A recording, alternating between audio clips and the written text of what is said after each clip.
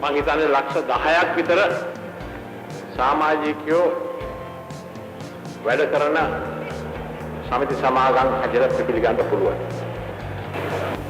බොහොම සුළු වශයෙන් මේ සමිති සමාගම් අපි පටන් ගත්තා. අවුරුදු 21ක් වෙනවා දැන්.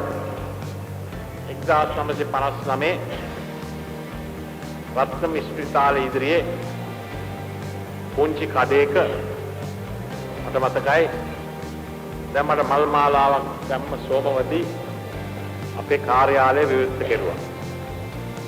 අවුරුදු පතා අවුරුද්දකට එක දවසක් මට සෝමවදී හම්බෙනවා. මේ දිනේදී ඇවිල්ලා මට මල් මාලාවක් දානවා.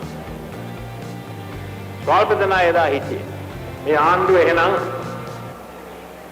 ඊට ප්‍රථම කිසිම ආණ්ඩුවකට තිබුණ නැති ගොවිකම් කරු සහයෝගයක් තියෙන ආණ්ඩුවක්. වෙන කිසිම දේශපාලන පක්ෂයකට නොතිබුණ ගොවිකම් කරු ආධාරයක් තියෙන පක්ෂයක්.